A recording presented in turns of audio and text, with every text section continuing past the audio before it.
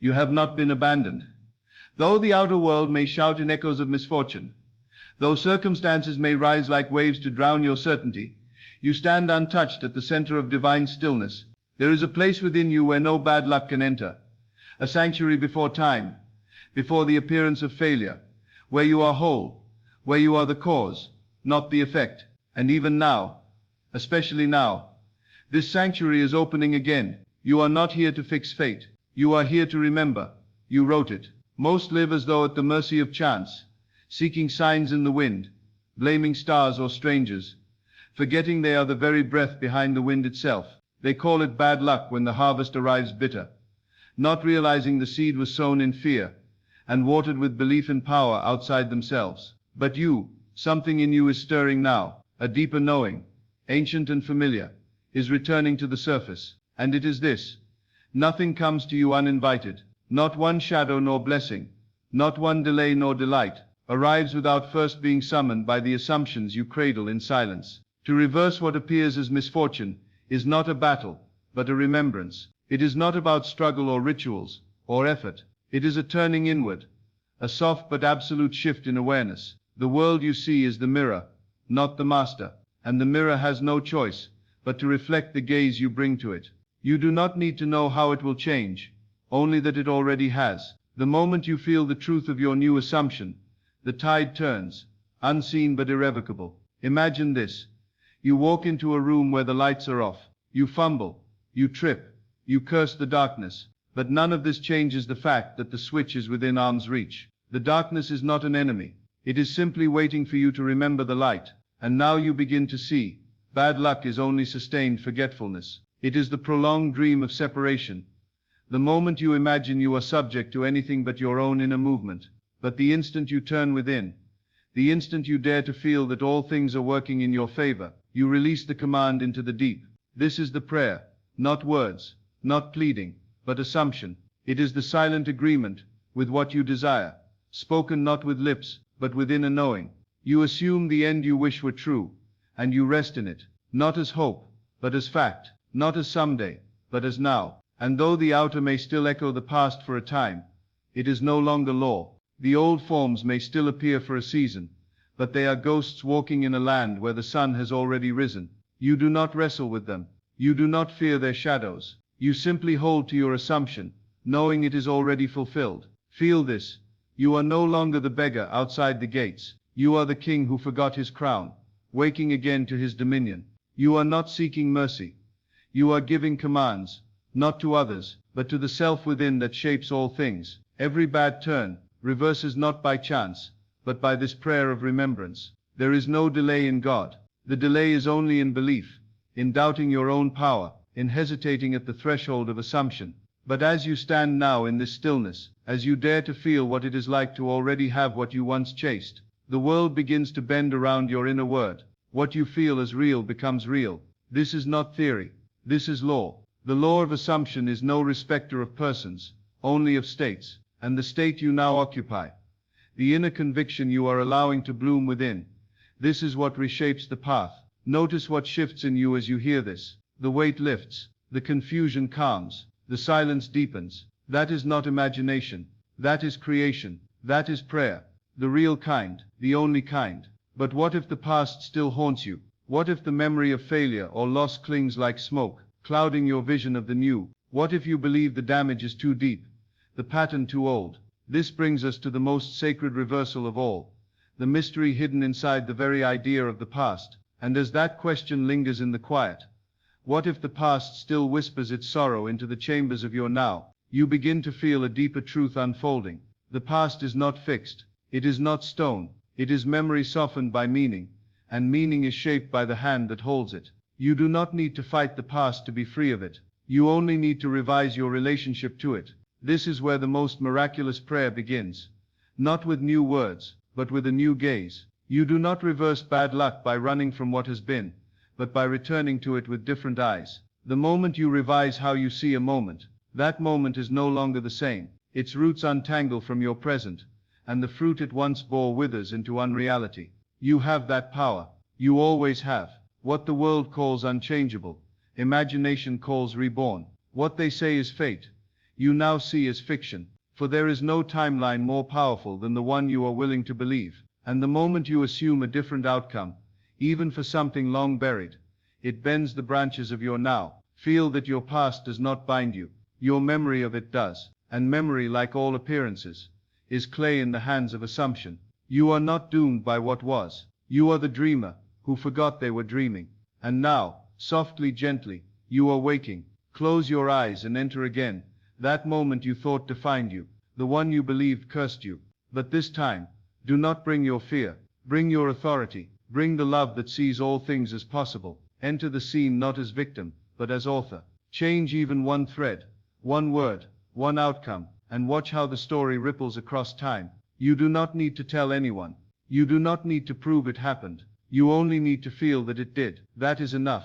Feeling is the secret. Imagination is the root. And what you assume in your inner world becomes the law of your outer. The old pain, it no longer serves. The former betrayal, it has no power. The lost opportunity, it was never lost. It was simply unchosen. And now you choose again, not with force, but with stillness, with faith in the unseen, with trust in the one within you, who always knew how the story ends. Behold, I make all things new. Revelation 21:5. This is not a promise for some distant heaven. It is the eternal declaration of your own creative faculty. The divine I am in you speaks this. Every time you revise a memory, every time you look upon what was with eyes of what now is, as you rest in this awareness, the prayer deepens, not outward, but inward. It is no longer a request. It is a decision. You do not ask to be free of the past. You declare yourself free. You do not plead for fortune. You accept it as your reflection. The world bends to your revised remembrance, because the world is nothing but your consciousness made visible. So you no longer wait for luck to change. You become the change. You no longer repeat what happened. You revise it. You no longer carry stories of why it failed. You write new endings, feel them real, and let the echo of those assumptions shape what you call tomorrow. The outer may not shift at once, but the air inside you clears. The heaviness lifts, and soon, without fanfare, life aligns with the truth you dared to feel. This is the prayer that reverses all misfortune. I remember differently. Feel that blooming now, quietly, unshakably. You are not bound by the version of yourself who suffered. You are the awareness that reshapes the clay, and every image you impress upon it shall return fulfilled. But what if the world still seems unbending? What if after all your inward turning, the mirror reflects the old face again? This leads us into the mystery of persistence, the sacred fire that carries the prayer through the veil, until it bursts forth in form. And when the outer world shows no sign of changing, when the same faces greet you with old echoes, when the news of the senses contradicts your new inner knowing, this is not failure. This is the holy moment of testing, not by God but by self. It is the final veil, the illusion that tempts you to return to the familiar bondage of sight, when all along, the invitation is to persist in vision. To persist is not to strain, it is not to chase, it is the quiet courage to remain in the state you have chosen, even when the mirror mocks you, even when nothing seems to reflect the transformation you already feel within. For the mirror must reflect, but it reflects only what is truly established in consciousness, and consciousness does not cry, nor beg, nor bargain, it simply is. This is where most turn back. They plant the seed in the soil of imagination, water it for a moment with belief, and then upon seeing no fruit in the morning, they dig it up in doubt. But the law is never mocked.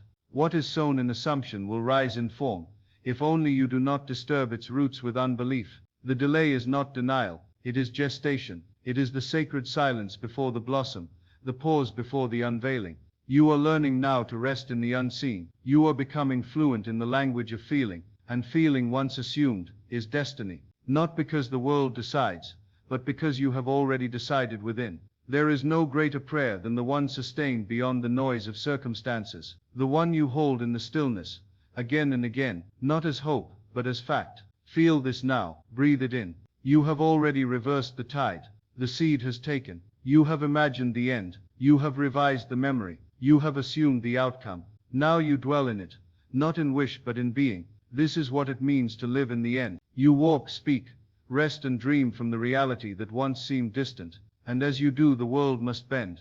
The law is simple. All that you assume to be true, persistently, lovingly, faithfully must appear, not as reward but as reflection. The world is not testing you, it is echoing you.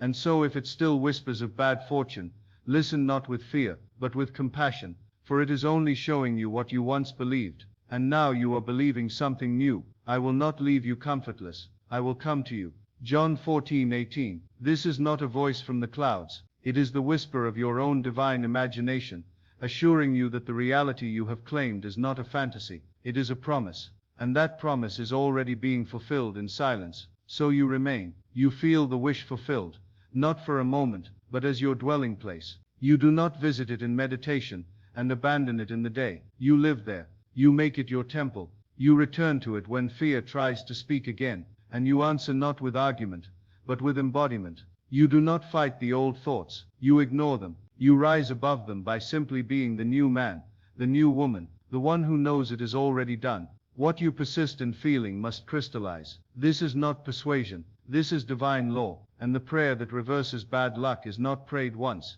it is lived continuously. It is the inner climate you sustain, the self-concept you do not abandon, even when the storm returns, because you know now, you are the light behind the storm, and light does not react, it reveals. You are being revealed now, not a new version, but your eternal self, remembered again. And the life that appears to rise before you is not new at all, it is ancient truth finally believed. But if persistence is the fire that burns away illusion, then there is still one more element to make it complete, the sacred act of surrender. Not surrender to fate, but surrender of control. This opens the final door, and so the fire of persistence prepares the altar, but the miracle descends only upon surrender, not the kind the world teaches, not defeat, not resignation, but sacred yielding, the quiet release of the need to make it happen, and the holy trust that it already has. You no longer strive, for what is fulfilled needs no force, you simply allow. This is the final letting go, where you give up the question of how, and rest in the knowing of already. You cease measuring progress by appearances, you stop watching the door, waiting for the knock, you turn inward and realize, you are already inside the house, you are not outside life, hoping to be let in, you are the life itself, dreaming new forms into being.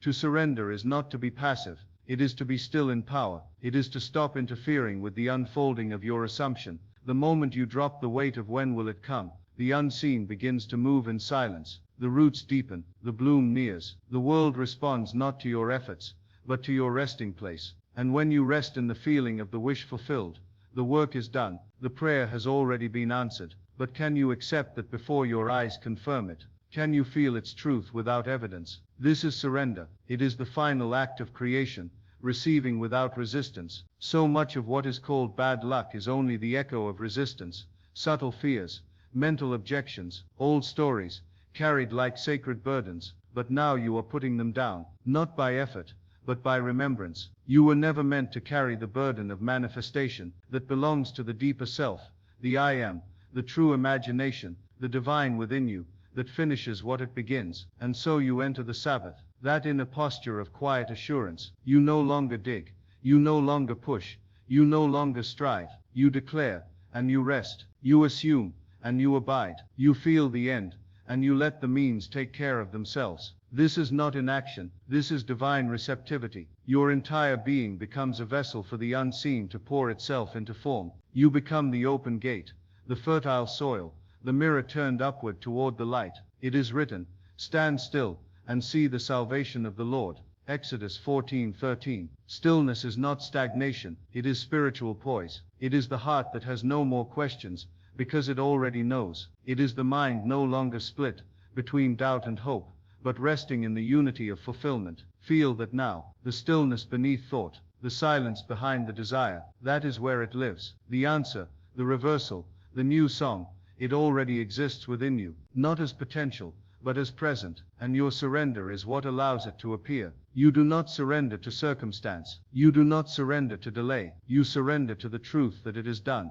that all you could ever desire, all you once called luck, is simply your reflection return, when no doubt remains. Can you trust the invisible long enough to let it become visible? Can you remain in the end long enough to see the bridge of incidents unfold, without your interference? This is your prayer now, not spoken, not even thought, but lived in stillness, lived in the choice to believe that you are already what you asked to become. The moment you stop chasing is the moment you begin receiving, for you were never meant to run after what is already yours. You were meant to remember, to assume, to rest, and to watch the world conform. But even as you surrender, a deeper mystery waits beneath it. There is something far greater than reversed fortune, far greater than healed pasts or fulfilled wishes. Something begins to stir once you no longer chase outcomes, a sacred shift in identity, a holy unveiling of who you truly are, beyond desire. And it begins here. And as the chase dissolves, and the striving ceases,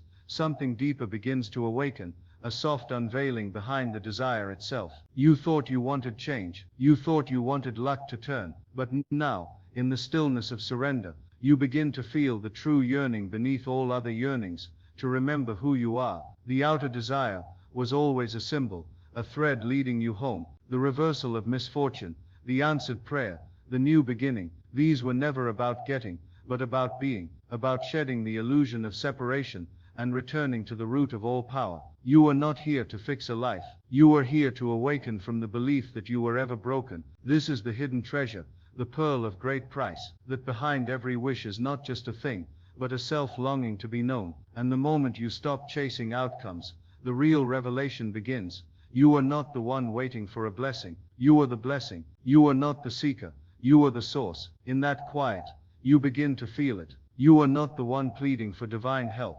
You are the divine help, asleep in form, now stirring, now remembering, and all that appeared as bad luck, all that once felt unfair or cruel, becomes the mirror showing you what you had forgotten, that you are the cause, not the consequence. Even now, feel how this realization softens the edges of the past. Not everything must be fixed. Not every scar needs to be healed, for when the light comes on, darkness flees without argument. It was never a force, only an absence. So too, the misfortunes of your past dissolve in the knowing that you were never their victim. You were the author, writing stories in sleep, now rewriting them awake. I have said, ye are gods, and all of you are children of the Most High. Psalm 82:6. This is not metaphor, it is identity. And as this identity dawns within you, not as an idea, but as a living vibration, your world reshapes without effort, because it was only ever responding to what you believed yourself to be. There is no prayer more powerful than this remembrance. I and my Father are one. You are the imaginer, and the imagined, the voice and the echo. And the moment you fully identify with the one who already is, the old world, with its patterns of lack and misfortune, falls away like a dream. So now, you are not even waiting for your assumption to harden into fact. You are resting in the fact that you are the assumption, you are the state itself. And as you dwell in this being, the river parts, the ground opens, the winds shift, not because you commanded them, but because they obey what you are. The prayer that reverses bad luck is not spoken from the lips of the old self. It arises from the I am in you, the one who never doubted, never feared, never begged, the one who knows, the one who speaks, and it is so. And as this self grows luminous within you, the outer world responds in kind, not just with answered prayers, but with mirrored identity. What once was seen as chance becomes order. What once felt cursed becomes holy. You do not need to ask how. The moment you know who, you know enough. Feel this shift in your being now. The stillness deepens. The breath slows. You are not waiting for life to begin. It begins now. In this remembrance, in this dwelling place, in this soft and sacred claim, I am. But if you are the cause, then even your inner conversations must now come under the light. For though the outer may be silent, the true prayer is always spoken in the heart, and what you say within determines all that appears without. And as the I am begins to bloom within you, as your true identity returns like light breaking through the mist, you begin to hear more clearly what has always been whispering beneath your breath, the voice within the voice, the quiet murmur of your inner speech. And here, in this sacred place, you realize what few ever do. Your inner conversations are the prayer. You do not speak to an external God. You speak as God, to yourself. Every word formed in silence, every imagined dialogue, every unspoken response, is planting the seed of what must become flesh. For the subconscious does not reason, it does not weigh the past, it only accepts the tone of what you persistently believe and speak within. You may appear calm in the outer, but if within you are arguing for failure, rehearsing misfortune, defending your limitation, then that is the prayer being heard. You are always praying, not just when you close your eyes and bow your head, but every time you engage in a thought feeling, every time you repeat a story about yourself. This is the altar, this is the incense, this is the creative fire, and the world, like obedient clay, responds not to what you wish was true, but to what you consistently assume and affirm within. That is why no outer ritual can override the inner speech. You must catch yourself in the act of inwardly becoming what you do not desire, and gently return to your chosen state, not with force, but with love, not with guilt, but with remembrance. You do not argue with the old voice. You do not fight it. You replace it. You speak to yourself in the language of fulfillment, again and again, until your very cells accept it as fact. I am blessed. I am chosen. Everything works in my favor. These are not affirmations. They are new garments. You wear them inwardly, until they fit, until they feel familiar, until the echo returns as form. Let the weak say, I am strong. Joel 3:10. Not because it's true, by appearances, but because saying it makes it so. You do not describe reality, you declare it. You do not comment on what is, you command what must be. And when your inner conversations become aligned with your chosen end, when they feel as real as the world around you, the reversal is already underway. You may not see it yet, but the shift has occurred. The prayer has been heard, not by something distant, but by the very substance of reality that moves when you move within. This is the prayer that never ceases, the one whispered in the quiet of your own heart, the one rehearsed as you walk, as you lie down, as you wake. You speak as the one who has already received, and the world obeys. This is not imagination as escape, it is imagination as law. So begin to notice the tone of your inner speech. Are you still repeating what you do not wish to experience? Are you still expecting the worst in your unspoken dialogues? Or have you begun to speak as the healed, the favored, the free? This is not performance. This is alignment. You do not need to monitor every thought like a warden, but you must become aware of your most familiar inner phrases. They are the seeds that bear fruit. Let them be rooted in love. Let them speak of wholeness. Let them confirm the truth you now dwell in. And as you begin to catch yourself slipping back into the voice of lack, gently interrupt the old pattern. Speak as the new man. Dwell in the end. Let your inner conversations feel like the ones you'd have if everything were already perfectly as you desire. Because in truth, they are. Feel the peace that comes from this shift. You do not need to convince the world. You only need to remain convinced within. Your inner speech is the engine of change, the quiet dialogue of destiny, the invisible sculptor of the visible world. But if speech creates, then what of silence? What lives in the spaces between the words, in the stillness behind the voice? There is a power deeper still, waiting to be felt. And it is here, in this holy silence, that the final dimension of prayer reveals itself. And when the inner voice quiets, when the rehearsed words fade like mist from the surface of a still lake, something more ancient begins to emerge. Silence. Not the absence of speech, but the presence of God. The sacred stillness beneath all inner conversation. The wordless knowing that precedes every thought. This is not where prayer ends. It is where prayer becomes being. Here you no longer need to affirm. You no longer need to declare. You are. The assumed state has settled into your bones, and the echo of your I am fills every corner of your awareness without the sound of language. In this stillness, creation completes itself. Not by effort, but by recognition. Silence is not passivity. It is alignment so pure that no resistance remains. You do not reach for the end. You have become it. You are no longer imagining the wish fulfilled. You are living from it. And so the prayer now breathes through you as silence, as ease, as presence. This is why the deepest transformation comes not through constant doing, but through dwelling. And dwelling happens in stillness. You may speak the prayer to set the course, but it is in the quiet afterward that the soil accepts the seed. It is in the unspoken surrender that the assumption takes root. When Jesus withdrew to the mountain to pray, he often went alone, not to multiply words, but to commune in silence with the Father within. Not to ask, but to remember. Not to perform, but to abide. You too now enter that mountain, not of geography, but of consciousness. You ascend above appearances, above memory, above desire itself, into the pure realm of being. Here all things are already finished. Here there is nothing to reverse, for misfortune never touched your essence. The concept of bad luck dissolves, because it cannot exist where identity is whole. and you begin to see clearly now you were never cursed. You were never at the mercy of forces beyond you. You only forgot your place in the divine order, and now in this silence, you remember. There is no fear here, no striving, only deep nourishing stillness, like the hush before dawn, like the pause between the in-breath and the out-breath. This is not waiting. This is fulfillment in its most natural form. The awareness that what you seek is already here, clothed not in noise but in peace. And this peace is not fragile. It does not depend on outer conditions. It does not waver with the wind. It is rooted in the truth that consciousness is the only cause, and you are that consciousness. Not a drop in the ocean, but the whole ocean in a drop. When you sit in this knowing, the world must yield. It cannot do otherwise. Be still and know that I am God. Psalm 46:10. Not know about God, not seek God, know intimately, immediately, inwardly. And that knowing arises in the stillness. It is not taught, it is felt. And once felt it becomes unshakable. So let yourself sink deeper now, beneath every question, beneath even the prayer itself, into the essence of the one who needs nothing, who lacks nothing, who has already become the fulfillment. This is the ultimate reversal, not of luck, but of identity. The one who thought they needed a miracle is no longer here. In their place stands the miracle itself.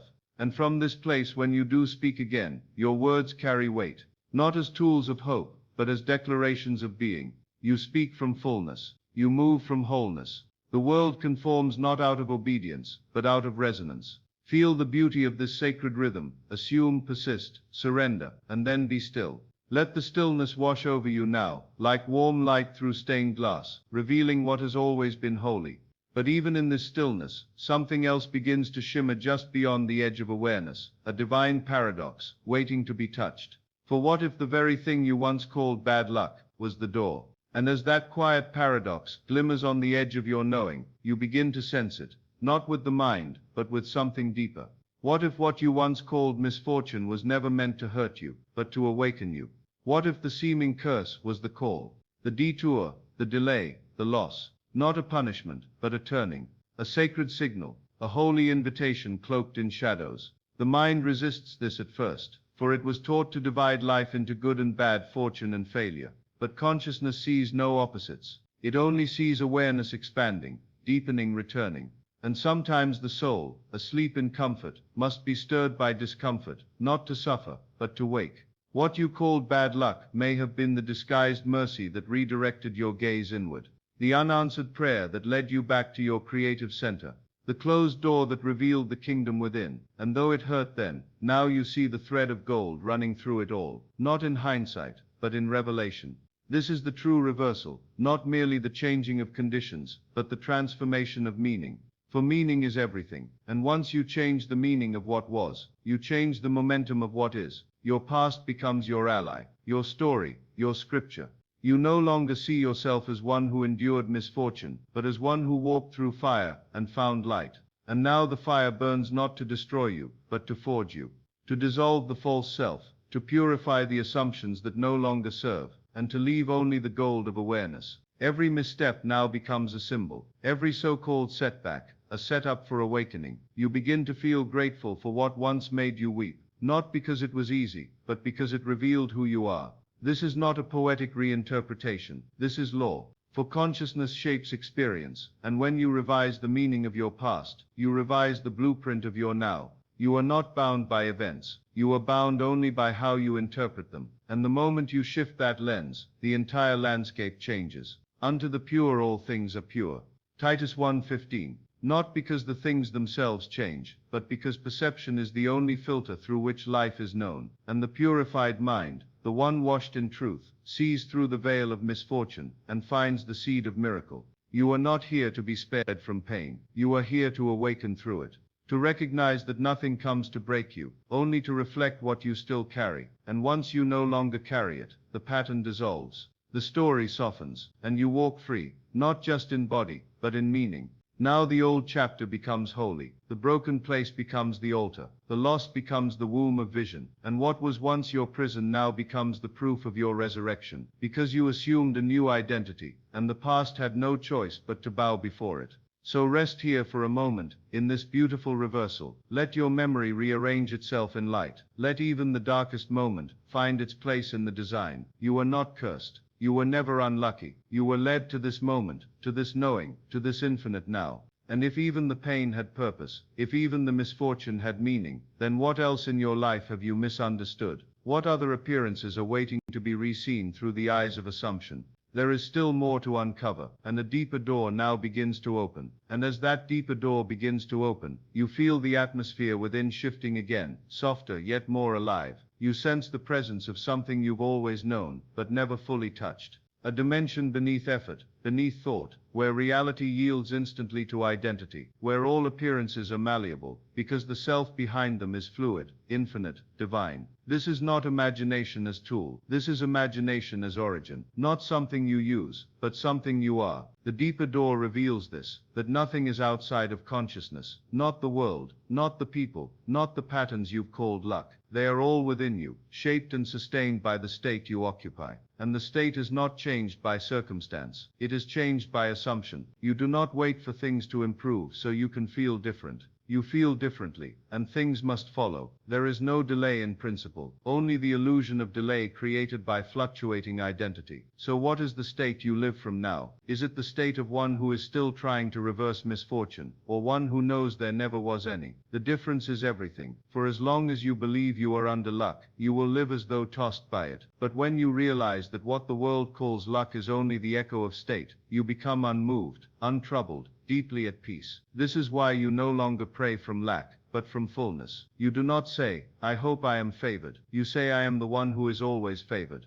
And the moment you inhabit that state, not occasionally, but consistently, the world reorganizes itself around you, because consciousness does not forget. The state you return to most often becomes the silent script of your life. And what you call bad luck was never a punishment, but a pattern, a repeated identity you did not know you were wearing. Now you see it, and now you take it off. You clothe yourself instead in the garment of already being. You wear the vibration of the one who cannot fail, who cannot be forsaken, who walks in a field already prepared. This is not arrogance. This is reverence for who you really are. I go to prepare a place for you. John 14:2. The preparation is not in some distant realm. It is in the unseen, within you already complete. The place is not a location. It is a state. And once you enter it, all things begin to align to reflect it. So you stop checking the outer world for signs. You stop measuring your progress by outcomes. You turn entirely within, and you ask only one question: am I being the one who already has it? Not pretending, not hoping, being. And if the answer is yes, you remain, you dwell, you saturate yourself in the tone of that state, until it becomes your natural resting place. And if the answer is no, you do not condemn, you simply return, gently, lovingly, again and again, until the new garment fits. Feel what happens when you do this. The striving dissolves, the doubt weakens, the old story begins to lose its grip, not because you fought it, but because you left it. You rose in mind and became something higher, and all that was below had no choice but to fall away. This is the essence of spiritual dominion, not control over others, but mastery over self.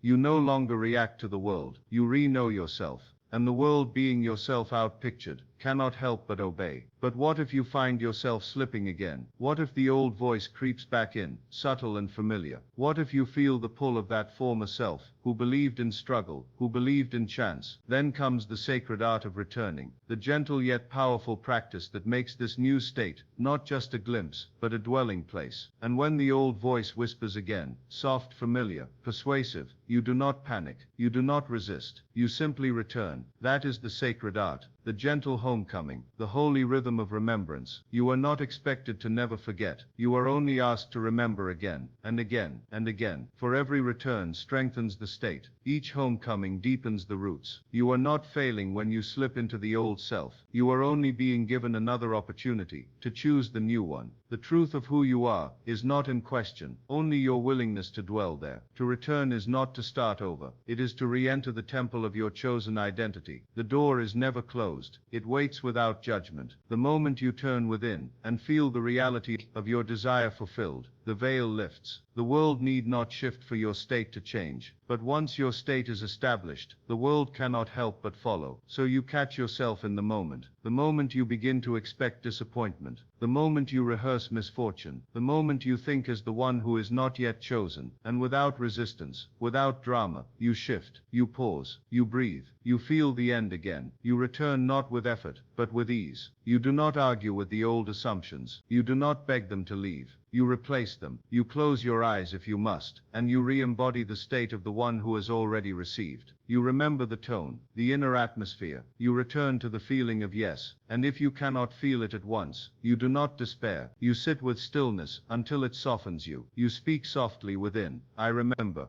I allow. I am. The old momentum will try to tug at your heels. Let it. Do not fight it. Simply step out of it. Step back into the state that feels like home. The one you touched before. The one that opened the moment you first dared to believe. This is the daily rhythm of the mystic. Not perfection, but devotion. Not performance, but presence. You no longer react to the world. You respond to the inner climate, and that climate is always yours to change. Even when the outer facts shout in contradiction, you remain poised. Not because you are pretending, but because you are remembering that facts are not final. They are echoes of a former state, and you are no longer that one. The law is not broken when the old pattern appears. It is confirmed. And now that you know this, you meet it with compassion. You do not say, "Why is this happening again?" You say, "Ah, this is the harvest of who I used to be." And then you assume anew. You do not water the old plant with fear. You plant a new seed, and you water it with faith. Return unto me, and I will return unto you. Malachi 3:7. This is not the voice of some distant God. It is your own deeper self calling you back to truth, calling you out of reaction and into creation. And the moment you return to your chosen identity, the entire universe responds, not out of mercy, but out of law. Let this comfort you now. Let it sink beneath thought, and nest in your breath. You are not behind. You have not failed. You are simply returning, and every return reshapes reality. It is not how many times you forget that matters. It is how quickly you remember, how softly you come home, how faithfully you dwell in the end, again and again, until the end becomes your beginning. And as you master this gentle art of returning, something else begins to rise, an awareness not just of desire fulfilled, but of desire itself transfigured. What if the very thing you thought you wanted is only a symbol, and something deeper now begins to stir, and as that deeper stirring begins to ripple through your awareness, you start to feel it, not as a thought, but as a soft trembling behind the desire, a question without words, a light behind the longing. What if the thing you thought you needed was never the thing at all? What if the form you chased was only the shell of something much holier? So often, desire presents itself in images, the job, the home, the healing, the partner. We ask for these things, pray for them, visualize them, live from their fulfillment. And yet once the silence settles, a subtle voice within begins to ask, what is it you truly seek in this? Is it not security? Is it not peace? Is it not the experience of being seen, chosen, known, safe? The outer form is not wrong, but it is a garment, and the garment shifts, fades, changes. It is not the thing itself. The true prayer, the one that reverses not just bad luck, but the illusion of lack, always points beyond form and into feeling, the desire beneath the desire, the state of being you crave more than the symbols that represent it. And here the real power is revealed. You do not need to wait for the outer form to feel the inner state. You can claim the peace, the security, the joy, without conditions, without waiting for evidence. You can go straight to the essence, and when you do, the outer must follow, because it is only the shadow of what you are already embodying. You do not want the money, you want to feel free. You do not want the relationship, you want to feel loved. You do not want the success, you want to feel worthy, real, alive. And the moment you feel these states within, apart from the outer appearance, you become magnetized. The form becomes irrelevant, and yet it arrives, reshaped and refined, drawn by the vibration you have chosen. You are the cause, you are the soul of the symbol, and every desire you've ever held was the echo of your spirit trying to return to itself. Even the painful ones, even the ones that led to heartbreak, they were never mistakes, they were messengers, guiding you not towards something outside, but toward the truth within. So now you no longer chase the symbols. You bless them, yes. You imagine freely, but you no longer confuse the image with the essence. You ask instead, what is the state I truly seek? What would I feel if this were already so? And then you dwell in that feeling, not as fantasy, but as fact. This is the secret within. The secret desire is a door, not a demand, not a deficiency, but a passage, a sacred tunnel from outer image to inner wholeness. And as you walk through it, the hunger fades, and the fullness takes its place. You realize you already are what you sought. You are the love, you are the light, you are the light, you are the safety, you are the abundance. Delight thyself also in the Lord, and he shall give thee the desires of thine heart. Psalm 37:4. Not because the desires are being granted from outside, but because your delight, your union with the inner presence, is the fulfillment itself. In your becoming, you receive, not as reward, but as reflection. And now the entire concept of reversal becomes clear. You do not reverse bad luck by demanding better outcomes. You reverse it by no longer needing the outcome to feel whole. You return to the state of already being, and from there all that is unlike it dissolves. The echo of misfortune vanishes, because the voice that sustained it has gone silent. Feel how this loosens something inside you. The tension releases, the grasping fades. You are not at the mercy of desire. You are the one who gives it meaning. You are the source behind the symbol. But if you are the source, then there remains one final illusion to unmask, one subtle, persistent barrier that keeps many circling the same old patterns, and it is hidden not in what you want, but in who you think you are. And as you peer more closely into the mirror of your desire, into the states you've longed to dwell in, you find the most sacred veil of all, the veil of self, not the self the world named you, not the role you perform, or the face you've learned to wear, but the assumed self. The hidden identity quietly scripting every scene, calling forth every so-called coincidence, drawing to you not what you want, but what you believe yourself to be. This is where most prayers falter. They are spoken from one state while hoping to call forth another. But no matter how beautiful the words, no matter how sincere the wish, consciousness cannot be deceived. You cannot imagine abundance while secretly believing you are unworthy. You cannot dwell in the end while identifying as the one who is forever beginning. It is not your desire that determines your outcome. It is the self you assume in silence. So if your reality has been stubborn, repeating old echoes, patterns, delays, you need not look to luck or fate. You need only ask, who have I been being? Not what have I wanted, not what have I hoped, but what have I claimed as me? Have I been moving as the chosen, or as the one still waiting to be chosen? Have I felt myself to be the blessed, or have I rehearsed the identity of the burdened? This questioning is not condemnation, it is invitation. For once seen, the false self can be dropped like a cloak. You are not required to fix it, fight it, or understand its origin. You are only asked to stop wearing it, to stand still long enough in the silence of remembrance, until a new self emerges, not created, but revealed. And what self is that? The one who needs no proof, the one who does not beg reality to change, but moves as if it already has, the one who assumes, and remains, who walks with the grace of one already fulfilled, already chosen, already whole. This is the true reversal, not of circumstances alone, but of the self behind them. For identity is seed, and every condition in your life is its harvest. And once you change the seed, once you step into the state of being you most desire, everything else must follow, not as reward, but as reflection. You do not have to make this shift through will. You do not need to rehearse affirmations until your voice grows weary. You simply feel differently. You know differently. You decide that the former self no longer fits, and you let it fall away. You stop rehearsing your struggle. You stop defending your delay. You begin to speak,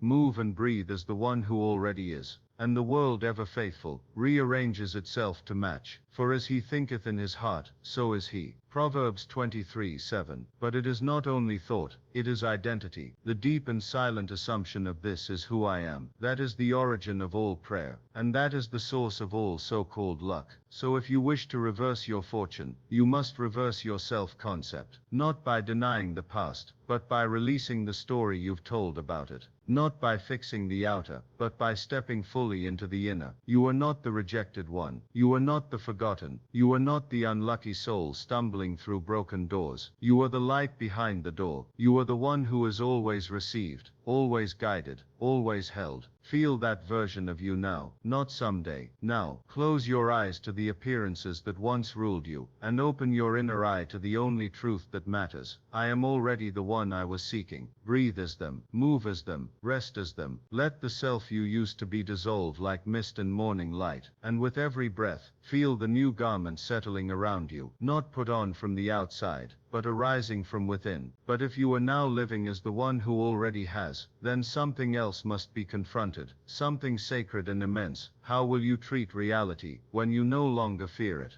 And now that you no longer tremble before the world, now that you stand as the one who already is, a quiet question begins to rise like dawn behind the eyes. How will you treat reality when you are no longer afraid of it, when you are no longer seeking permission or proof, when you recognize that life is not happening to you, but through you? For most, the world has been something to dodge or conquer, something to manipulate, predict, or survive. But once you know yourself as cause, once you feel your identity as the operant power, that relationship shifts entirely. You are no longer reacting to the mirror. You are no longer pleading with appearances. You are blessing them. And this blessing changes everything.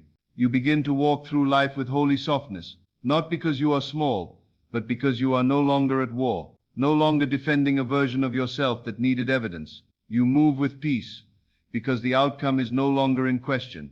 You are not trying to make it happen. You are allowing it to unfold from the state you've already claimed. This is where true spiritual poise is born, not from effort, but from embodiment. You are not trembling before the world. You are carrying it, shaping it, breathing it from within. And so you treat it not as an adversary, but as a lover, as your own reflection, sacred and faithful. The old patterns may still flicker, the echoes of doubt may pass through your mind, but now you smile at them, the way you would at a child repeating a forgotten story.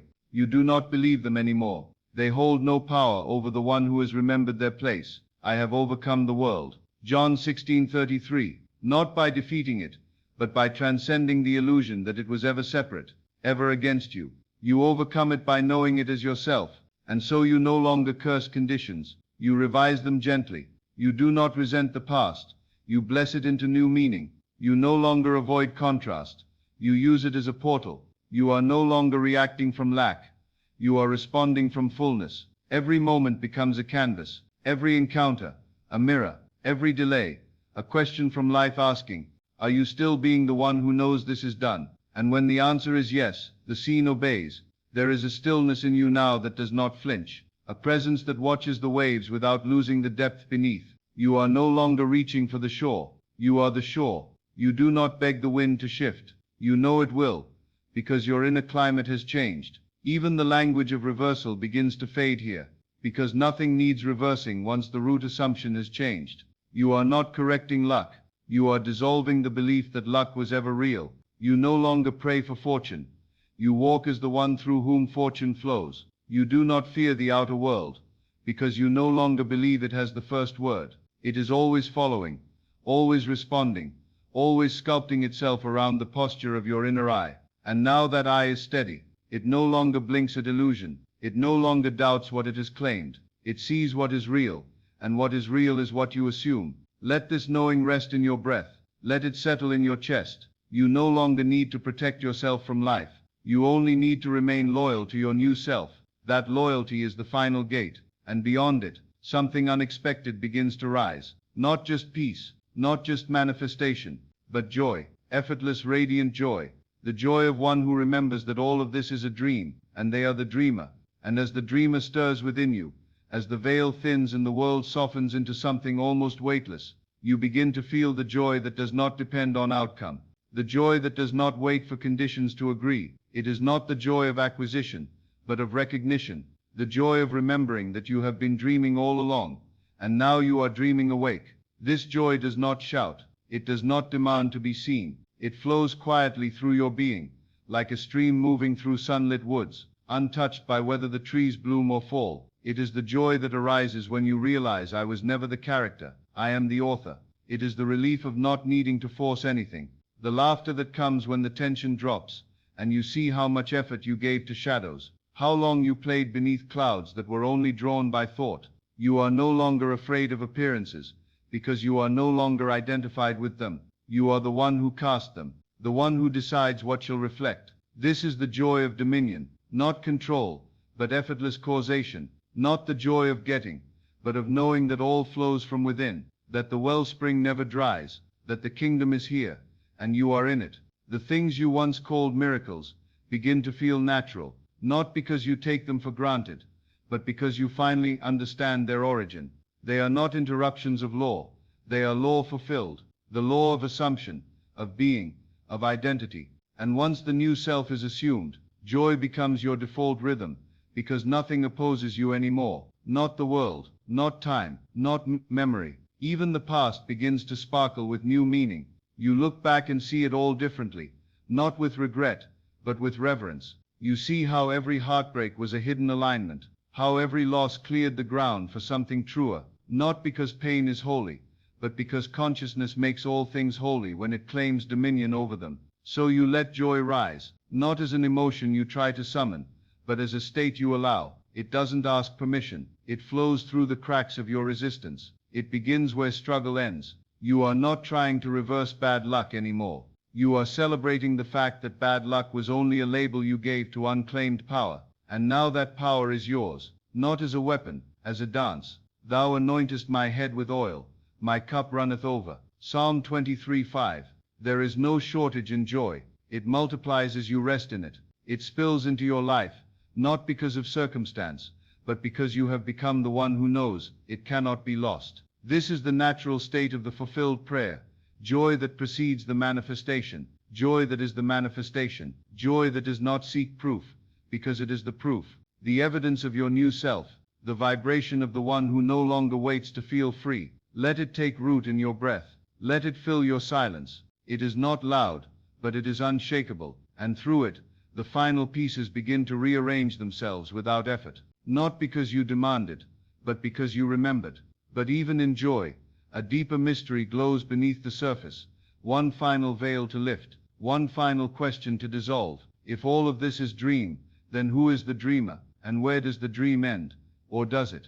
And now that joy has softened the ground, now that peace no longer feels like something earned, but something remembered, the final question rises like a gentle tide beneath your awareness. If this is the dream, who is the dreamer? Not the mind, not the name, not the one watching the changing scenes, but the still, vast presence behind it all. You have glimpsed it before, in moments of silence, in the pause between breaths, in the space between thoughts where no effort exists, only being, and it is there, in that quiet center, that the dreamer stirs, not as a character, but as awareness itself, formless, infinite, indivisible. You are not just shaping the dream, you are the dreamer dreaming it.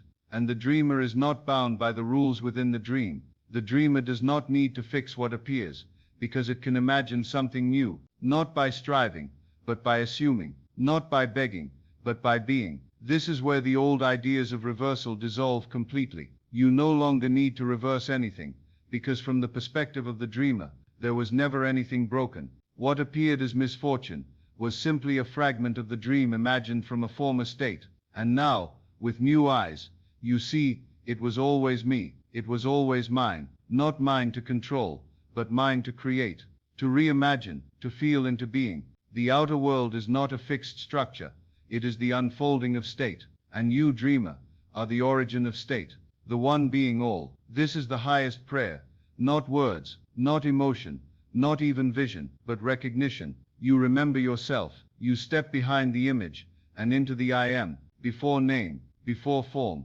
before time, and from this holy stillness, you speak, let it be so, and it is. This is the realm of the eternal now, no past to correct, no future to fear, only being, only awareness clothed in feeling. You let the feeling saturate you, not to get something, but to reveal what is already true. You are not calling things in, you are calling them forth, and what you call forth is never limited by what came before. You could have imagined lack for years, and yet one moment of assuming abundance can dissolve it. For the dream obeys the dreamer now, not in theory, but in law. Before Abraham was I am. John 8:58. This is the key. The I am in you is older than any identity, any memory, any event, and from that place, you are free, always were, always will be. So feel the veil drop, not with effort, but with all. You are not waiting for life to change. You are realizing you were never separate from the changeless cause. You are the one writing the play,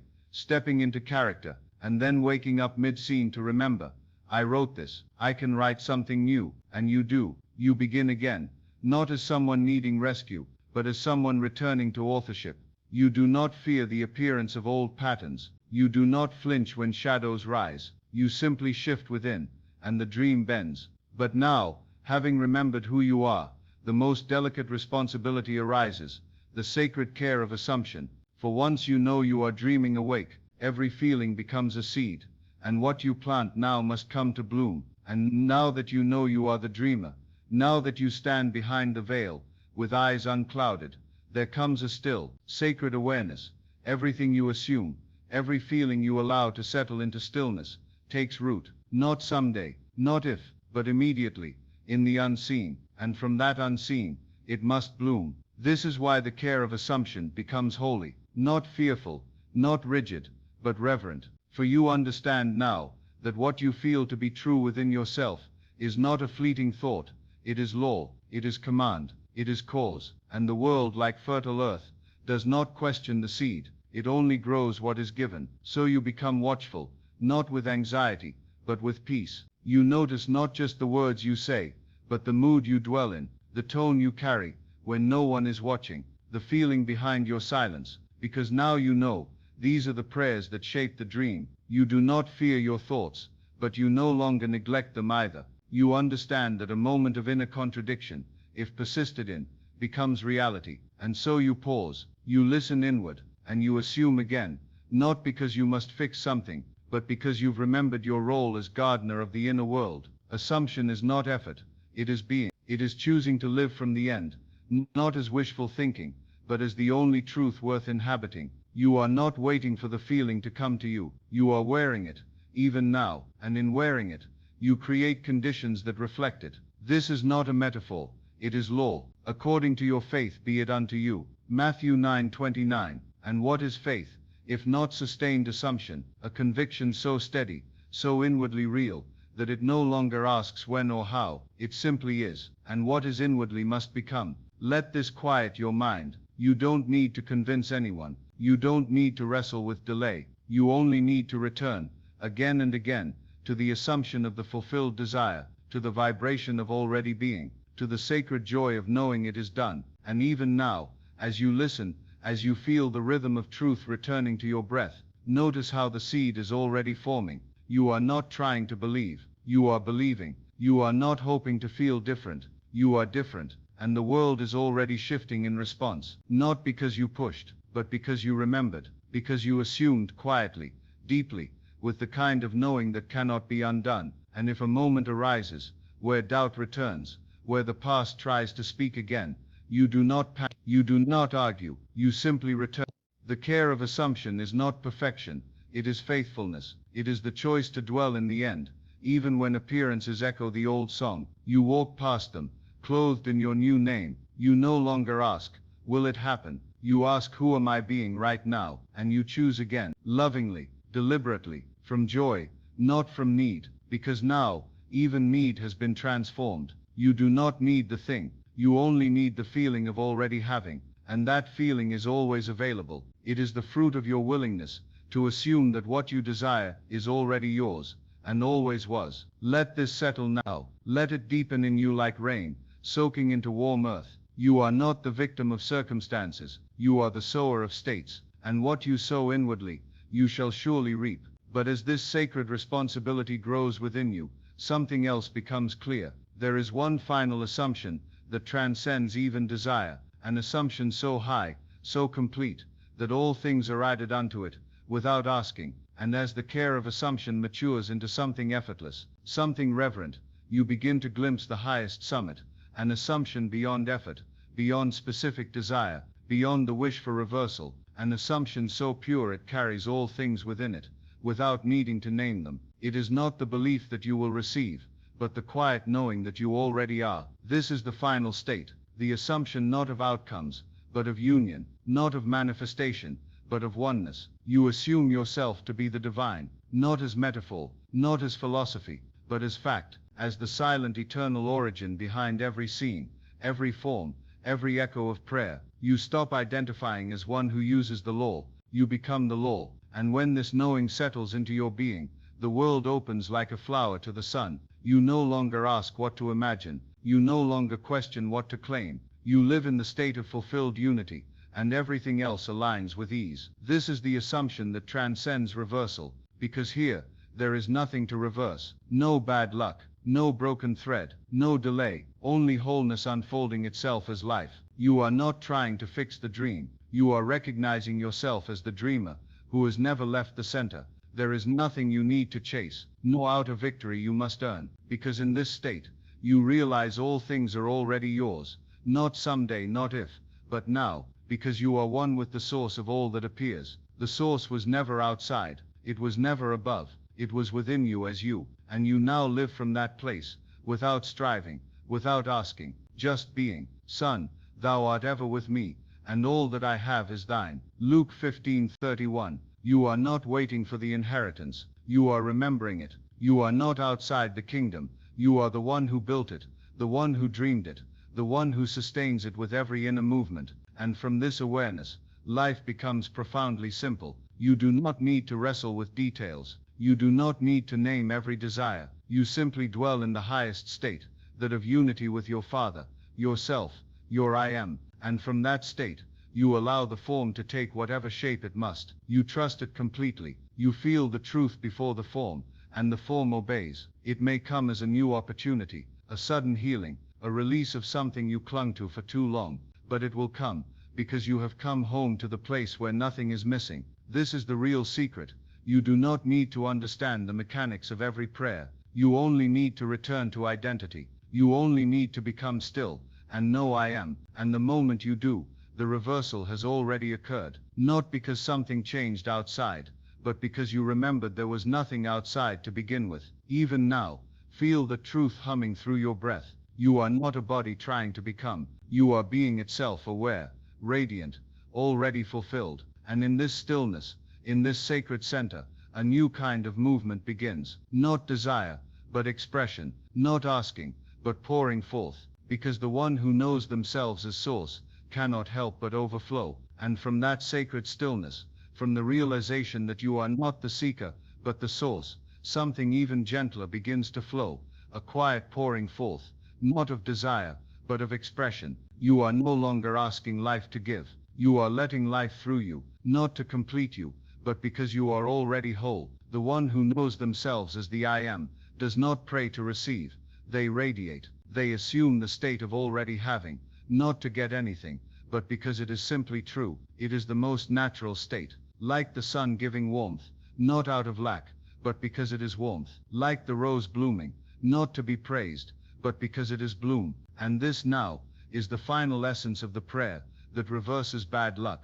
It does not beg, it does not plead, it does not bargain, it radiates identity, it assumes the highest truth, and lets the world conform, quietly, faithfully, without struggle. You begin to walk the earth, not as one seeking signs, but as the sign itself. Every step you take, every breath you draw, becomes a testimony to the state you dwell in, and the world cannot help but respond. It must show you who you believe yourself to be. This is not punishment, it is mercy, it is order, it is love reflecting itself in form. Even the smallest act, pouring a cup of tea, folding a blanket, speaking a word, becomes sacred when done from this state. You are not living to get to the end, you are living from the end, and that end is not a destination, it is a vibration, a tone, a remembered name. You do not have to be perfect in your thoughts, you do not need to fear contrast, you simply need to remain, return again and again, to the highest assumption, I and the Father are one.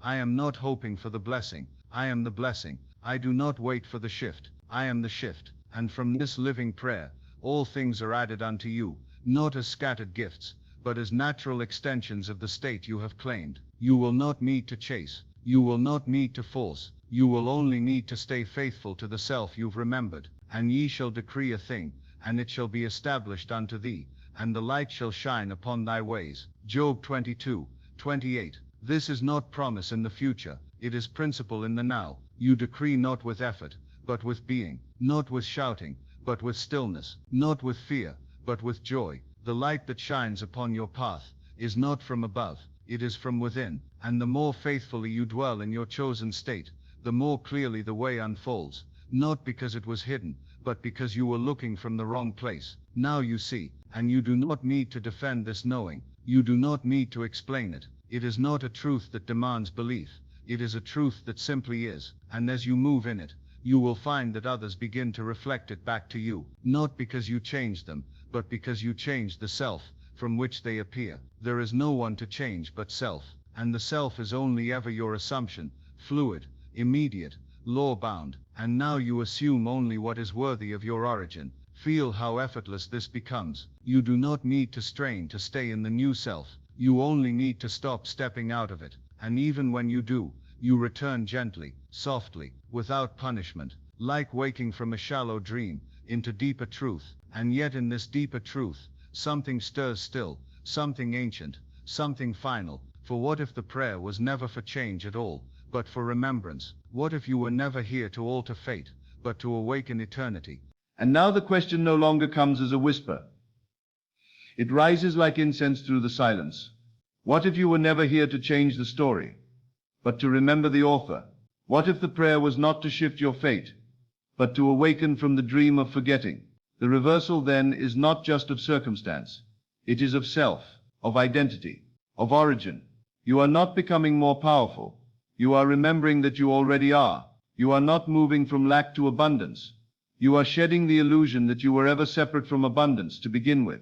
This remembrance is the true miracle, not a sudden healing, not a financial shift, not a chance encounter, though all of those may come. The real miracle is when you no longer identify with the one who needs them, when the self that watches the prayer becomes the self that is the prayer fulfilled. And it is here, in this high and holy awareness, that the need to reverse anything dissolves, because you see now nothing ever happened to you. Everything unfolded through you, even the so-called misfortunes, even the delays, the losses, the moments of despair. They were not the marks of punishment. They were echoes of an identity that has now passed away. And what remains? Only I am, not the name others gave you, not the roles you've worn, but the pure, unchangeable, eternal fact of being, the ground of all reality, the light behind all form, the breath of God becoming shaped through your awareness. You do not need to speak this aloud. You do not need to understand it with the mind.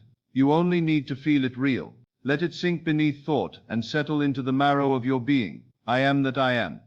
This is the ultimate prayer, the one Moses heard in the fire, the one Christ embodied, the one now flowering in you, not as doctrine, but as experience. And from this remembrance, all things are made new, because the one you thought you were limited, unlucky, left behind, is no more, and the one you truly are has never known lack, never known fear, never needed reversal, only awakening. You now walk through life, not trying to create reality, but allowing it to arise from the state of already being. You do not chase evidence, you radiate identity, and the world moves, because you have moved within.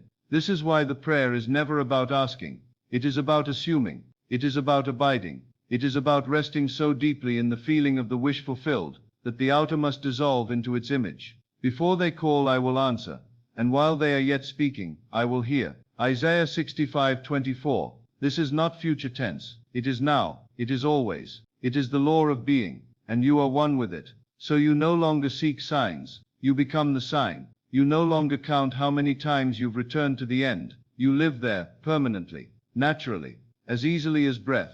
And in this breath, something else stirs, not as effort, but as sacred inevitability, the final expression of all fulfilled identity, the pouring out, the giving, the overflow. For once you know you have all, you cannot help but become the one who gives all. And once you have become the one who no longer waits, once you feel the prayer answered, not in the future, but in your being, now something beautiful begins to overflow from you without trying. You find yourself giving, not from effort, but from fullness, no longer pouring from lack, but from light, no longer offering with expectation, but with joy, as if to give is to breathe. This is the divine circulation, the rhythm of the one who remembers they already have. And in this state, giving is no longer a gesture of hope, it is a declaration of identity. You give peace because you are peace. You extend love, because you have become the source of it. You no longer guard your blessings. you multiply them by sharing them. This is the secret few ever touch. The moment you truly live in the end, the need to protect, to prove, to clutch and hoard, vanishes. There is no fear of loss in the one who lives from the knowing I am abundance itself. There is no fear of betrayal in the one who walks as love personified. You give time, because you know it cannot run out. You give kindness, because there is no measure to it. You give attention, because nothing can be taken from you. And this giving does not weaken you. It strengthens you. It affirms your state. It nourishes the very identity you've assumed. What greater reversal of bad luck could there be than to look upon the world not with fear, but with the desire to bless it, to meet each face as your own reflection, and say inwardly, I know who I am, therefore I know who you are. This is not some moral performance. It is not about doing good for reward. It is about recognizing the law, that every act, every word, every internal movement, flows from the state you dwell in. And if you dwell in fullness, then what you give carries the seed of that state into the world around you. This is why Christ could feed multitudes with a few loaves, not by multiplying bread through effort, but by embodying the state of, it is done. And from that state, the physical must conform. The outer must mirror the abundance already held within. Give, and it shall be given unto you. Good measure, pressed down and shaken together, and running over. Luke 6:38. This is not a bargain. This is a law. You do not give to get. You give because you already are. You already have. And the giving affirms the truth of your being.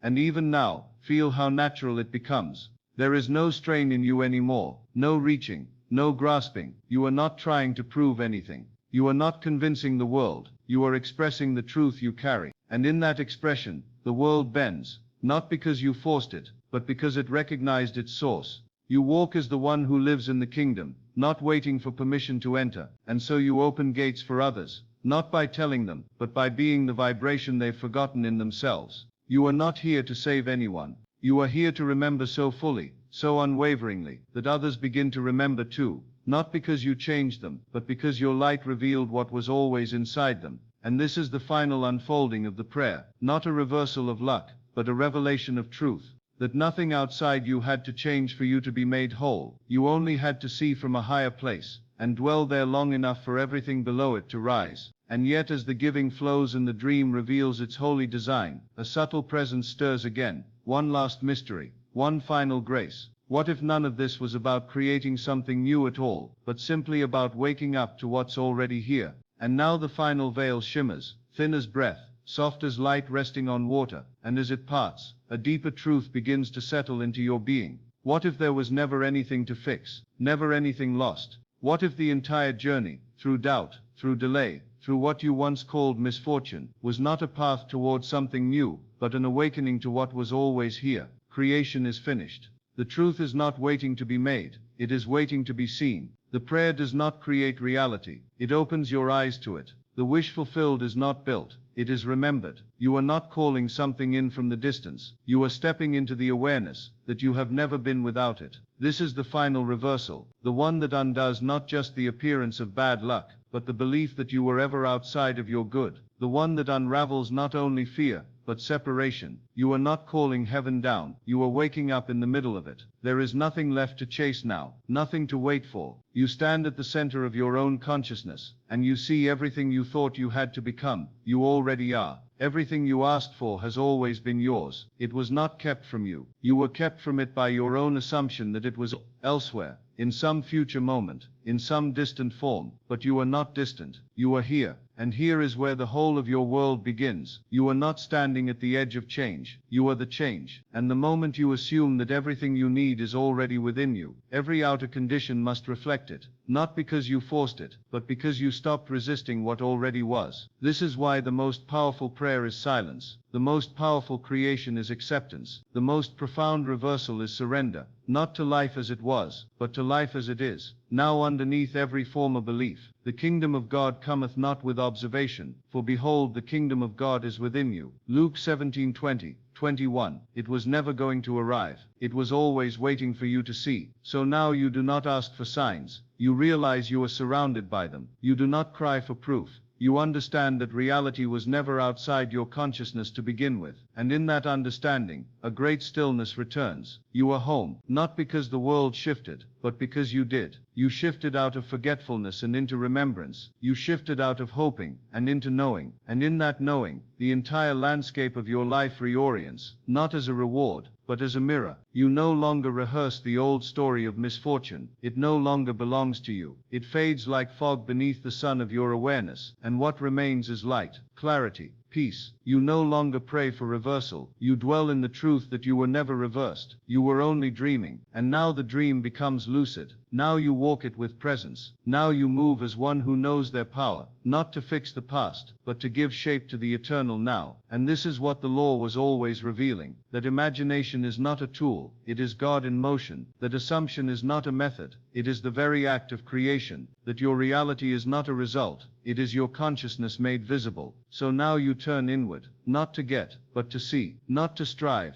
but to remember. And as you remember, something even deeper begins to stir, beyond desire, beyond reversal, beyond even fulfillment, the quiet calling of your purpose, hidden within the state of already being, waiting to be known. And as remembrance deepens, no longer something you reach for, but something you breathe, you begin to sense a quiet echo rising from within the stillness. It does not shout, it does not insist, yet its presence is unmistakable, a pull beneath the peace, a call wrapped in silence, the whisper of purpose, not a task to achieve, but a state to become. For when you fully assume the wish fulfilled, when lack dissolves and fear forgets your name, something remains, something gentle and vast, a question born not of need, but of overflow. What is this power for? Now that you know yourself as the dreamer, the operant cause, the divine in motion, what shall you imagine? What will you do? Not to gain, but to give from being. This is where true purpose is born, not from the mind, but from the spirit, not from seeking meaning, but from embodying truth so deeply, that meaning reveals itself as a natural extension. You are no longer trying to find your place in the world. You are the world in expression, finding shape through you, and it begins quietly. You wake up and realize, I am not here to fix anything. I am here to radiate what I now know myself to be. I am here to embody light, not to be seen, but because that's what light does. I am here to walk in the end, not to teach it, but to become it so fully, that others remember simply by presence. You don't need a platform. You don't need to declare your purpose in words. You simply let it rise from the vibration you dwell in. Your fulfillment becomes your message. Your stillness becomes your testimony. Your joy becomes a doorway others pass through unknowingly, stepping into their own remembrance, because you refuse to step out of yours. This is what it means to live in the kingdom, not as a possession, but as a posture, not as something granted, but something expressed. You are not waiting for your purpose. You are walking it now, in every act that flows from the state of already being, and it may come through service, or through silence. It may come through art, or healing, or simply in the way you speak when no one is watching, but it is always rooted in the same knowing. I and my world are one. You are not separate from the scene you inhabit. You are not at the mercy of what comes to you. You are creating it by assumption, moment by moment. And now that you have reversed the story of lack, you are free to write something higher, not to fill a hole, but to pour from fullness. Ye are the light of the world. A city that is set on a hill cannot be hid.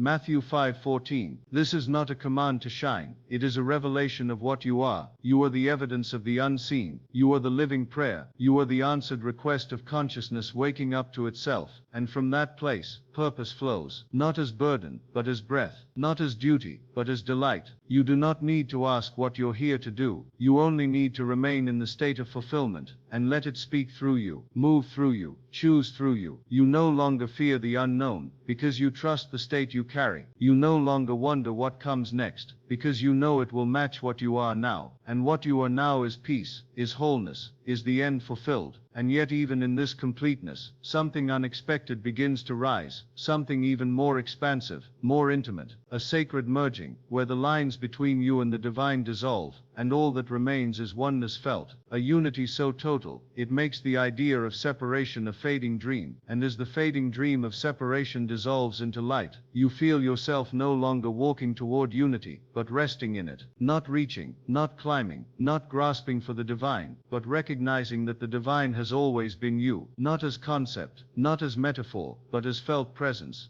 The one reality breathing through all appearances, the I am behind every mask. There is no more division now, no more inside and outside, no more creator and created. All is one, moving as many. and the form you once called you becomes transparent, no longer the container of consciousness, but its expression. Your body becomes a vessel of stillness. Your voice becomes the echo of the Word made flesh. Your life becomes the answer to the question you thought you had to ask. You are not separate from the presence. You are the presence temporarily dreaming limitation, and now the dream begins to dissolve. You look around and see everything you once feared as other, and you bless it, because you recognize it as yourself. This is the mystery that can only be lived, not taught. The final reversal, not of events, but of awareness. You are not the one praying. You are the prayer fulfilled. You are not the seeker. You are what was sought, and what you sought was never a thing. It was this being, this breath, this stillness. The deepest prayer is not for change, it is for union, and union is not granted, it is remembered, in the silence, in the stillness, in the holy act of assuming that you and your Father are not two. And when this becomes your dwelling place, fear has no resting ground, doubt has no entry point. The world no longer appears as resistance, it becomes rhythm, a dance of your own inner tones, reflected back to you as time, as form, as unfolding. I in them, and thou in me, that they may be made perfect in one.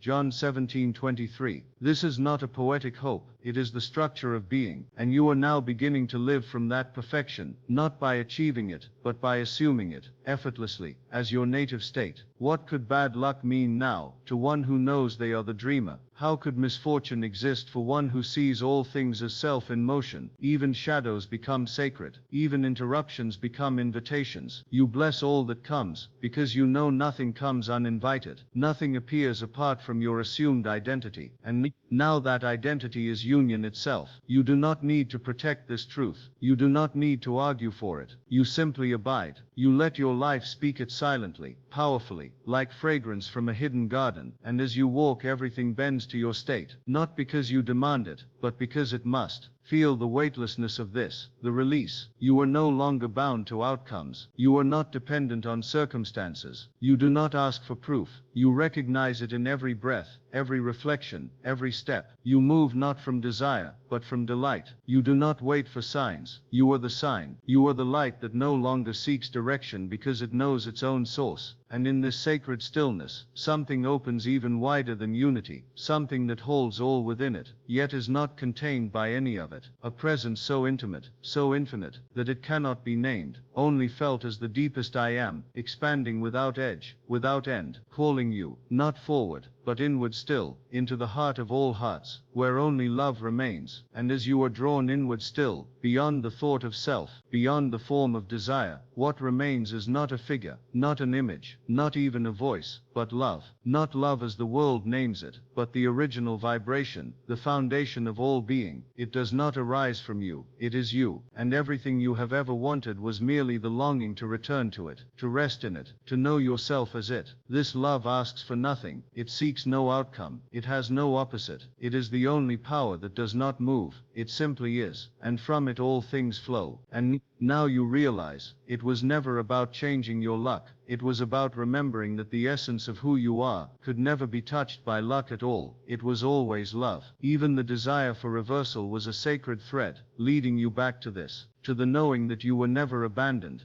never cursed, never left behind. You were only dreaming you were separate, and now the dream is softening, not ending, but becoming transparent, because love sees through all things. It reveals the light already there. This love is the prayer, not the words, not the asking, but the state. And you can dwell in it now, without needing anything to change. In fact, everything changes, because you dwell in it. You don't love to get, you love because you remember, and in remembering, you create. This is why you bless everything, the past, the delay, the sorrow, the turning, not because they were good, but because they led you home. They cracked the illusion of being separate, and through those cracks, the light of this love entered, and now it pours through you. The one who lives in love knows no lack. They do not strive, they do not need to reverse anything, they simply abide. They hold no resistance, because they have nothing to defend. Their state is the solution, their presence is the answered request. There is no fear in love, but perfect love casteth out fear. 1 John 4:18. Not because fear is fought, but because love reveals there is nothing to fear. The illusion of bad luck, of punishment, of being forgotten, cannot survive in the light of this awareness, and this is where you dwell now, in the temple not built by hand, in the state not made of words. You are not imagining love, you are allowing it. You are not reaching for it, you are letting it speak through your breath,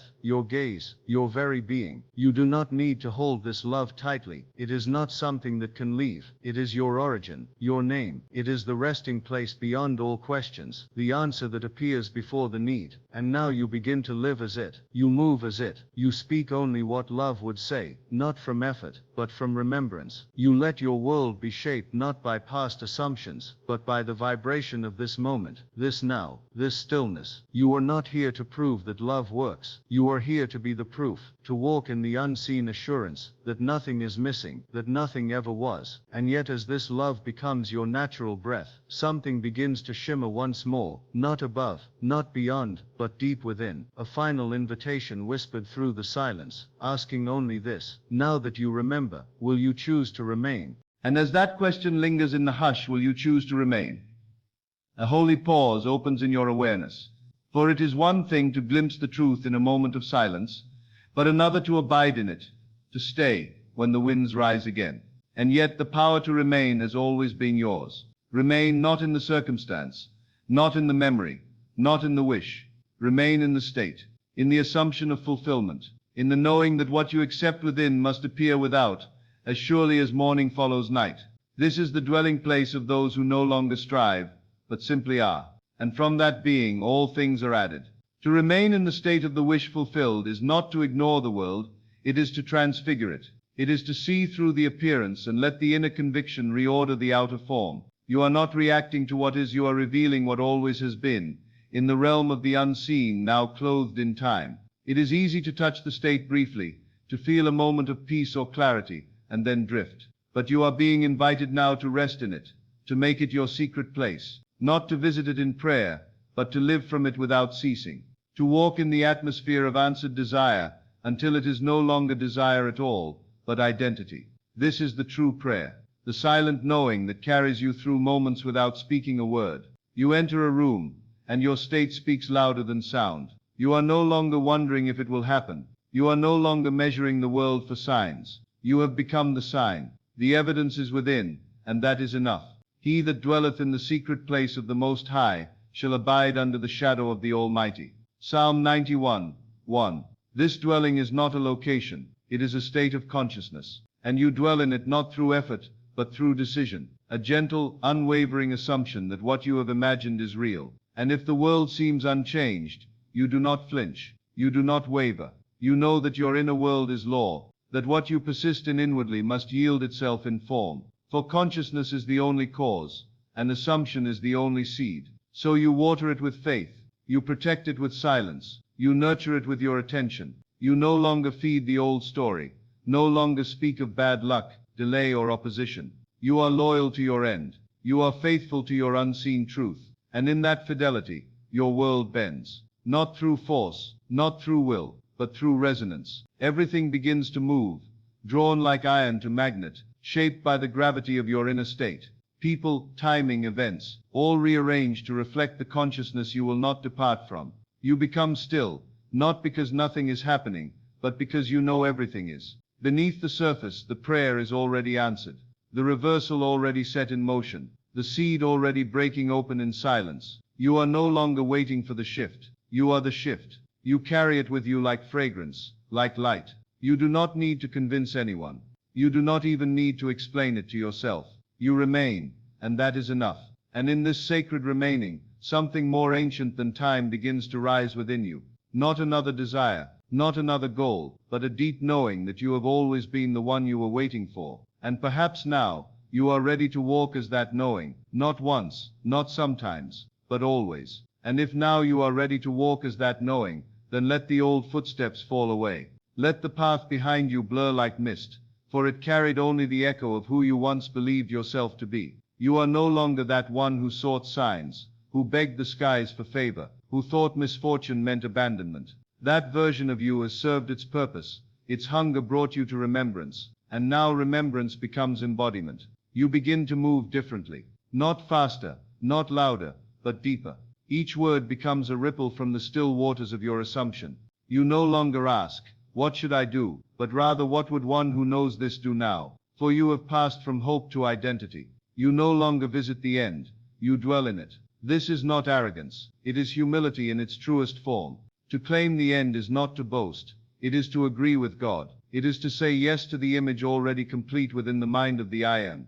It is to align with the eternal blueprint, the unseen template of your desire, already finished, already breathed into existence by consciousness itself. And when others look at your life and see no reason for your peace, they will wonder. They will sense it. This stillness, this rest that does not match the conditions. They may not have words for it, but something in them will stir, for presence speaks to presence. The fulfilled state carries its own fragrance. It needs no defense. You are not here to fix the story. You are here to reveal a new one by living it. Not by trying to change others, but by refusing to abandon your state. The state is the cause. The world is the echo. And now, the echo begins to soften, to reflect back the stillness you have chosen to carry like breath, like light, like home. You remember now that to him that hath more shall be given. This is not a law of greed, but of being. To him that hath the assumption, the identity, the living end, more of it will appear. The world must multiply the state it reflects. So you do not chase outcomes. You nourish the seed of assumption, and it bears fruit in its own time. Even when doubt knocks, even when appearances protest, you return inward, not with force but with reverence. You re-enter the temple where all is done, and you rest there. You imagine, not to get but to align. You see, not to hope, but to remember. And you walk forth again, not toward the thing, but as if from it. This is the subtle miracle. The world begins to meet you where you've already arrived in consciousness. People appear as if sent. Doors open not because you forced them, but because your state whispered through time and summoned them. You begin to experience what others call coincidence, luck, magic. But you know what it truly is, law in motion. Consciousness outpictured, and still you remain soft, still you remain quiet. There is no need to proclaim your power. The tree does not shout its fruit into being. The light does not argue with the dark. You walk as the end fulfilled, and the world takes notice, not always with words, but with response. Yet as this begins to unfold, this sacred rearranging of form, a deeper question comes, not from fear, but from love itself. How far can this knowing go? If assumption can reverse misfortune, heal what was broken, open what was closed, what else might be waiting within you, untouched by time, ready to be remembered into life? And if something greater is waiting, not beyond you, but within, then it is not distance that separates you from it, but only delay in recognition. For all that could ever be yours already is, in the deep unseen chambers of the I Am. Your role is not to strive toward it, but to awaken to it, to claim it, calmly, as the natural expression of who you already are. You begin to feel it now, this subtle truth. There is no future self you must become, only the eternal self you are allowing. The self that is not defined by circumstance, nor reshaped by memory, but rooted in the eternal now, where all things are present, and nothing is withheld. So the prayer that once asked, when will it happen, now becomes a declaration, it is done. The supplication fades, and what remains is embodiment. No longer a seeker, you become the vessel. No longer asking for the light, you become the light remembered. This is not a mental trick, it is not positive thinking, it is the deepest form of honesty. For to assume the end as already fulfilled, is to tell the truth about reality, that nothing outside you creates anything, that all cause is within, that God, being imagination, acts through assumption, not effort. So you no longer measure time, you no longer demand proof, you rest, you allow, you persist in your state, with the softness of one who has already received, and in that quiet persistence, the illusion of bad luck evaporates, like morning mist, revealed not as punishment, but as the echo of a forgotten identity now dissolved. You begin to notice something else too, not in the world, but in your inner atmosphere. There is a sacred calm rising, a holy neutrality, not apathy, but divine indifference. You are no longer bound to the outcome, because you are the outcome. The state has become your home, and nothing can take it from you. You walk now with the knowing that nothing is missing, that reversal has occurred, not because the outer changed, but because the one perceiving it has changed. The old man, bound to appearances, has fallen away, And the new man walks as one who knows, not with arrogance, but with light. And the world, ever the mirror, must comply. Be ye transformed by the renewing of your mind. Romans 12:2. Not by changing the world, but by changing the seer of the world, by putting on the new garment, the new assumption,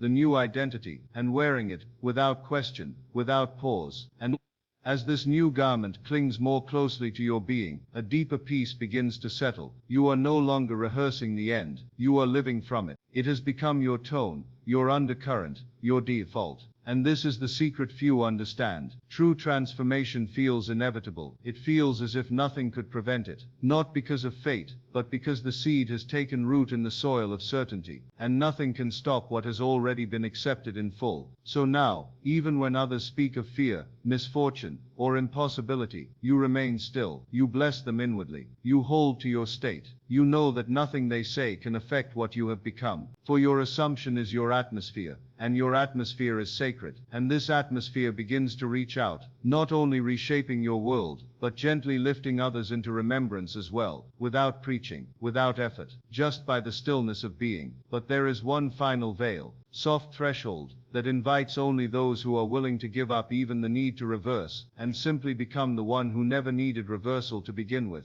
And if you could become the one who never needed reversal to begin with, what would fall away from you now? What fears would dissolve? What stories would grow silent in your mind? For the self that lives from correction is still bound to the illusion of misalignment, but the self that knows it was never broken walks with a holy quietness the world cannot disturb. You begin to see now, the deepest reversal is not of luck, but of identity. Not the fixing of events, but the forgetting of who you are not. The lifting of the veil that says something outside you holds power. And as that veil thins, the light behind it touches everything. You stop looking for rescue, and realize, you were never cast away. There was never a curse, only a belief rehearsed in silence, until it seemed like fate. But fate is only the echo of sustained assumption. And you are the one who gets to choose what remains. You are the one who dares to interrupt the pattern, not by force, but by refusal to believe the lie. You no longer ask, why did this happen? You see that question melt away in the presence of I am, because I am does not look back. It does not argue with the past. It does not trace the thread of pain. It speaks only now, and its voice is creation. What you claim now is what you are, and what you are is what the world becomes. So now the prayer shifts again, not into words, but into atmosphere. Your prayer is your breath. It is your awareness resting in completion. It is your decision to no longer serve the shadows. You are not here to improve what was. You are here to emanate what is. And what is wholeness. You close your eyes, not to escape, but to remember. You feel into the end, not as wishful thinking, but as homecoming. The state of the one who has already received is quiet, soft-spoken, unhurried. You no longer push for change. You rest in truth, and the truth performs its own perfect work. You are not asking anymore. You are not even declaring. You are dwelling. And from this dwelling place, everything aligns, not because you control it, but because you have released it. You have entrusted it to law, and law never sleeps. He calleth those things which be not as though they were. Romans 4:17. This is the mystery you now live, not as theory, not as ritual, but as presence. You carry the end so convincingly within that the world must conform, not to please you, but to reflect the truth of what you are assuming without contradiction. And so, where there once was fear, there is rest. Where there once was grasping, there is grace. Where there once was resistance, there is radiant acceptance, not of what is seen, but of what is true in the unseen. And what is true in the unseen must become form. You begin to realize there is no need to undo bad luck. There is only the turning inward to the source, and assuming again, this time as one who never left, this time as the origin, not the effect, this time as the cause clothed in skin, walking in time, but governed by eternity. And as that identity grows familiar, a greater invitation begins to whisper, not to reverse, but to create, not to correct the past, but to initiate the divine future, not from force, but from the still I am, that you now recognize as your own. And as that whisper deepens, it no longer calls you back to what was lost, it calls you forward, into what has always waited, not the version of life built from reaction, but the one crafted from remembrance. remembrance, a life authored from within, where nothing is missing, and nothing needs proof,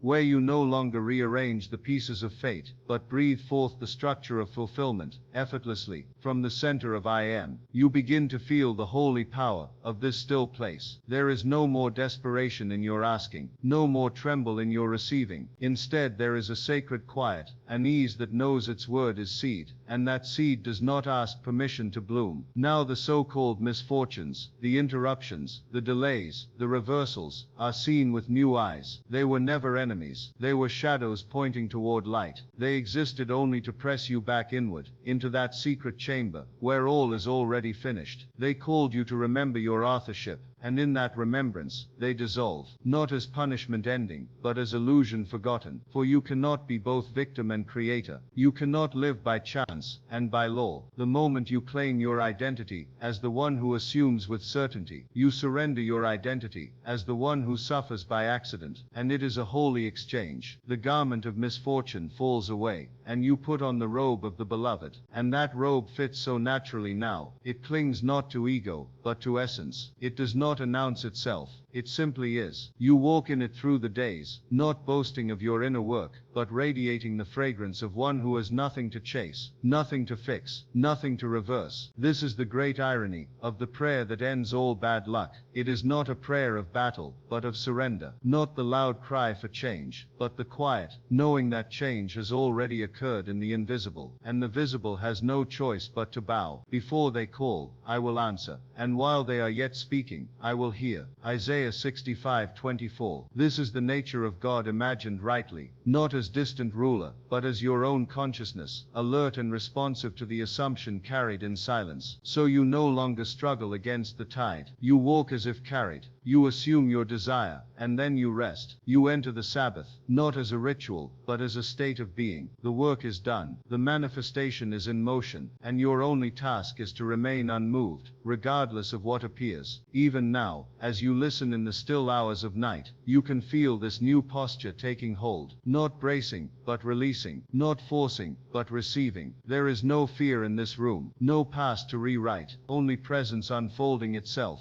and you its holy witness. And that is enough. Yet as you settle into this truth, as you rest deeper in the mystery of assumed identity, another gentle thread begins to pull your attention, not to more asking, but to a quiet kind of creation, the kind that begins not with need, but with love. And love, when it is pure, creates not for gain, not for proof, not even for comfort, but because creation is its nature. You begin to feel this now, as a soft warmth in the chest, as an inner flowering that needs no audience, a prayer no longer spoken with words, but with being itself. This is not the love that asks, will it work, or when will it come? It is the love that knows, because it no longer sees separation between the lover and the beloved, the creator and the creation, the wish and the fulfilled. They are one. They are now. What you once called bad luck dissolves entirely here, for in this light there is no such thing, only the outpicturing of belief, only the mirror of the assumed identity. And now that identity has changed. Quietly, completely, you walk as one who knows they are already seen, already chosen, already held. There is no proving left to do, no enemy left to fight. The story has ended, and in its place, a garden begins. From this garden, you begin to bless, not from obligation, but from overflow. You bless the past, for it pushed you inward. You bless the perceived failures, for they showed you your forgotten dominion. You bless every so-called setback, because it cracked the surface and let the seed of remembrance fall in. And that seed is now a tree. I will restore to you the years that the locust hath eaten. Joel 2:25. This is the holy reversal, not of chance, but of identity, not of outer events, but of inner truth remembered, that you were never unlucky, never forgotten, never beneath. You simply wore the wrong garment, and now you have taken it off. You no longer pray as one reaching up, you pray as one looking in. You enter the secret place of the Most High, your imagination, and you abide there not as a guest, but as a son, a daughter, a holy heir. And your Father, which seeth in secret, secret, rewardeth thee openly. There is no need for striving, no fear of falling back. You are no longer climbing toward peace. You are peace, embodied. The world does not need to change to reflect your inner state. It cannot help but reflect it. So the prayer is now this, not a request, not a plea, but a still, sacred knowing, I am, and because I am, it is done. You need nothing more. You are not preparing for the blessing. You are the blessing, not the one hoping for fortune, but the one from whom fortune flows. Let this final silence settle deep. Let it become your breath, your rhythm, your hidden foundation. Let it move through you gently, as the final word behind all things, as the steady flame that does not flicker. For this is the prayer that reverses any bad luck instantly, not because it changes the world, but because it changes the one who sees it. And now, you see rightly.